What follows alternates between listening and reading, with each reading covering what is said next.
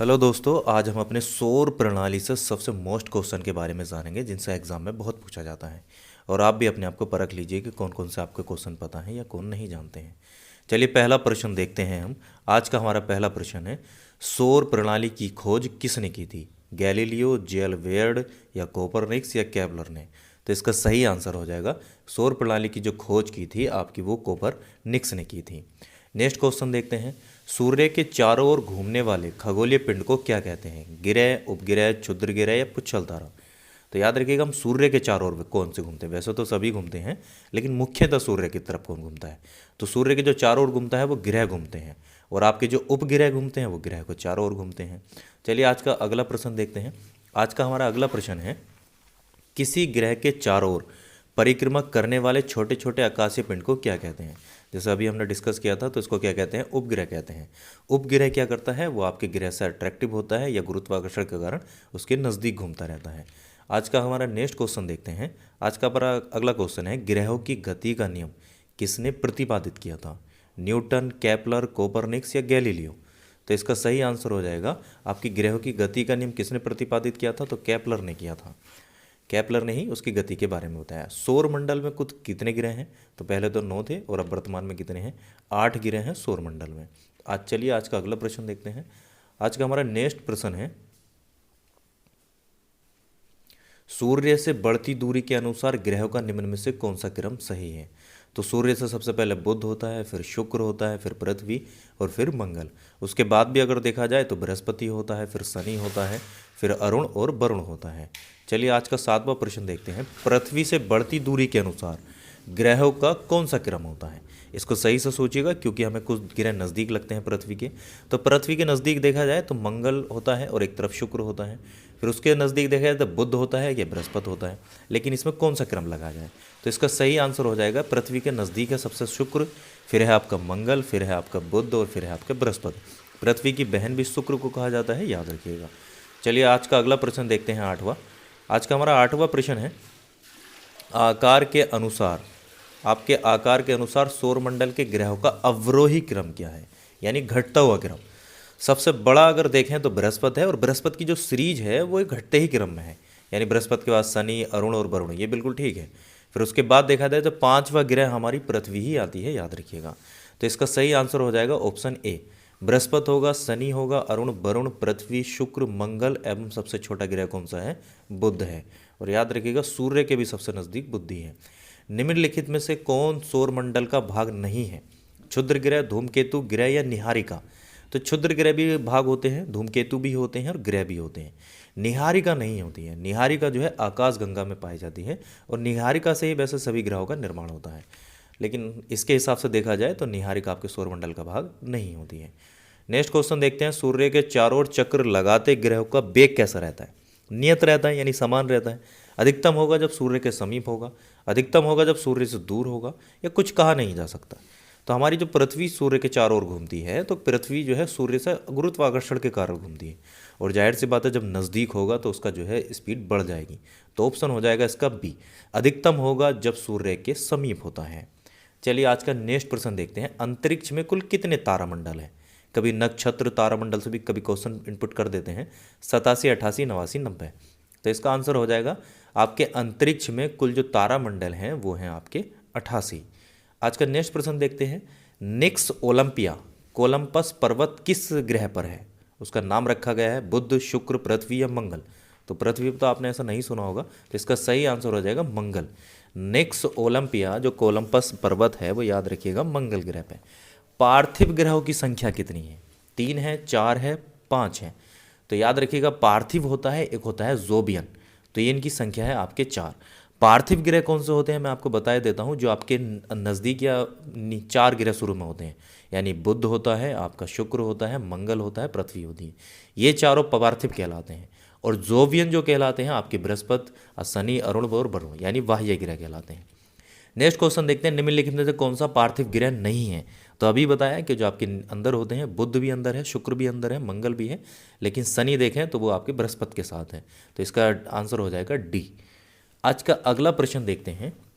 तो याद रखिएगा, पार्थिव जो है अंतःग्रह होते हैं और बाह्य ग्रह भी होते हैं। बाह्य ग्रह या बृहस्पति सदृश ग्रहों की संख्या कितनी है? तो अभी हमने इसके बारे में जाना ही है। तो इनके ग्रहों की संख्या कितनी है आपके? 4 है। याद रखिएगा 4 ही अंत्य होते हैं और 4 ही बाह्य। बृहस्पति सैद्रस ग्रहों में सम्मिलित नहीं है, यानी उसकी श्रेणी में कौन नहीं आता? शनि आता है, अरुण भी आता है, वरुण भी आता है, लेकिन मंगल नहीं आता, क्योंकि मंगल जो है हमारी आपकी पृथ्वी वाली लाइन में आता है, या कह सकते हैं अंतः ग्रह होता है। आज का हमारा नेक्स्ट प्रश्न देखते हैं। आज का हमारा 17वां प्रश्न है, निम्नलिखित में से किन 2 ग्रहों को छोड़कर सभी ग्रह सूर्य के चारों ओर वामावृत घूमते हैं? तो आपको पता होगा, उन्हें कहते हैं उल्टी दिशा में भी घूमना कहते हैं उनको। तो आपका उनका आंसर हो जाएगा आपका शुक्र और अरुण। ये दोनों आपके विपरीत दिशा में घूमते हैं और बाकी सब जो है वामावृत घूमते हैं, और इनको कह सकते हैं दक्षिणावृत घूमते हैं। सौर मंडल का जन्मदाता किसे कहा जाता है? सूर्य को, पृथ्वी को, बृहस्पति को या शनि को? तो इसका सही आंसर हो जाएगा सूर्य को ही सौर मंडल का जन्मदाता कहा जाता है, इसीलिए उसको सौर मंडल कहा जाता है, यानी सूर्य का मंडल। ब्रह्मांड में विस्फोटी तारा कहलाती है, कौन कहलाती है? धूमकेतु, उल्का या लुब्धक या अभिनव तारा? तो ब्रह्मांड में जो विस्फोटक तारा कहलाता है वो अभिनव तारा कहलाता है, याद रखिएगा। नेक्स्ट क्वेश्चन देखते हैं 20वां हमारा। वैज्ञानिक जिन्होंने सर्वप्रथम खोज की थी कि पृथ्वी सूर्य के चारों ओर घूमती है, कौन थे? न्यूटन, डाल्टन, कोपरनिक्स या आइंस्टीन थे? तो इसका सही आंसर हो जाएगा कोपरनिक्स थे, जिन्होंने ये खोज की थी कि पृथ्वी जो है सूर्य के चारों ओर चक्र लगाती है या घूमती है। नेक्स्ट प्रश्न देखते हैं आज का। आज का हमारा अगला प्रश्न है 21वां। निम्नलिखित में से कौन सा ग्रह नहीं है जिसे प्राचीन भारतीय ग्रह मानते थे? पहले तो ग्रह मानते थे, लेकिन वो ग्रह नहीं है। तो सामने ही दिख रहा है, सूर्य ही एक ऐसा है जो ग्रह नहीं है। तो इसका सही आंसर हो जाएगा सूर्य। सूर्य आपका जो है ग्रह नहीं है, लेकिन प्राचीन भारतीय उसे भी क्या मानते थे? ग्रह मानते थे। जैसे कहते हैं कि पृथ्वी भी पहले कभी आग का गोला थी। नेक्स्ट क्वेश्चन देखते हैं, सूर्य के संगठन में सहायक गैस कौन सी है? यानी ऑक्सीजन, कार्बन डाइऑक्साइड, हीलियम या ऑक्सीजन, हीलियम या नाइट्रोजन या हाइड्रोजन या हीलियम? यानी सूर्य के संगठन में यह कह सकते हैं कि सूर्य से ऊर्जा देने में कौन 2 गैसें मुख्य हैं? तो इसका ऑप्शन हो जाएगा डी, हाइड्रोजन और हीलियम। याद रखिएगा, इन्हीं दोनों के संगठन से गैस जो है सूर्य से ऊर्जा निकलती रहती है या ऊष्मा निकलती रहती है। सूर्य के मध्य भाग को क्या कहते हैं? समताप मंडल, प्रकाश मंडल, वर्ण मंडल या स्थल मंडल?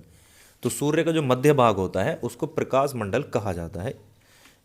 नेक्स्ट क्वेश्चन देखते हैं आज का। आज का हमारा अगला प्रश्न है, सूर्य के ऊपर के भाग को क्या कहते हैं? अधोमंडल, प्रकाश मंडल, वर्ण मंडल या समताप मंडल? तो सूर्य का जो ऊपरी भाग होता है उसको वर्ण मंडल कहा जाता है, याद रखिएगा। आज का 25वां क्वेश्चन देखते हैं। टॉप 30 में याद रखिएगा आपके कितने ठीक गए कितने सही गए। सूर्य सदैव पूरब में निकलता है क्योंकि पृथ्वी पश्चिम से पूरब की ओर घूमती है। तो इसका क्यों आंसर दूसरा है, पृथ्वी पूरब से पश्चिम की ओर घूमती है, यह पूरब में स्थित है, इनमें से सभी। तो इसका सही आंसर हो जाएगा सूर्य सदैव पूरब से निकलता है हमारे लिए, क्योंकि पृथ्वी जो है पश्चिम से पूरब की ओर घूमती है, तो इसीलिए वो हमारे सदैव पूरब से ही दिखाई देता है। नेक्स्ट क्वेश्चन है, नॉर्वे में अर्धरात्रि के समय सूर्य कब दिखाई देता है? 21 मार्च, 23 सितंबर, 21 जून या 22 दिसंबर?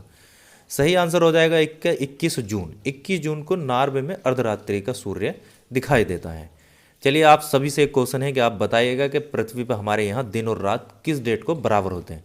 कमेंट बॉक्स में इसका आंसर जरूर दीजिएगा। नेक्स्ट क्वेश्चन देखते हैं, एक ग्रह की अपने कक्ष में सूर्य से अधिकतम दूरी को क्या कहा जाता है?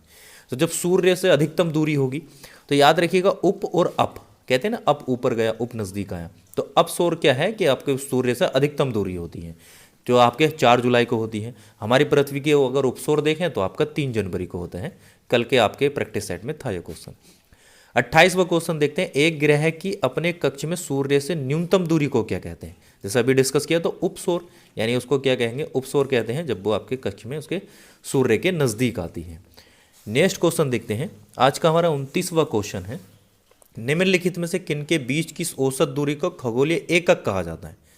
खगोलीय एकक दूरी को किसको कहा जाता है? पृथ्वी से सूर्य, पृथ्वी से चंद्रमा, बृहस्पति से सूर्य या प्लूटो से सूर्य? तो इसका सही आंसर हो जाएगा आपका पृथ्वी से सूर्य। पृथ्वी से सूर्य को खगोलीय एकक कहा जाता है, औसत दूरी को, याद रखिएगा। आज का हमारा लास्ट क्वेश्चन देखते हैं, टॉप 30। टॉप 30 क्वेश्चन है आपका, 30 मध्य रात्रि सूर्य का क्या अर्थ है? 30वां क्वेश्चन आपका, मध्य रात्रि सूर्य का क्या अर्थ होता है? सांध्य का प्रकाश, उदयमान प्रकाश, बहुत चमकदार चंद्रमा, सूर्य का ध्रुवीय व्रत में देर तक चमकना। सोच कर देखिएगा इसका आंसर क्या हो सकता है। तो सही आंसर है इसका डी, सूर्य का ध्रुवीय व्रत में देर तक चमकना ही क्या कहलाता है? मध्य रात्रि सूरज कहलाता है।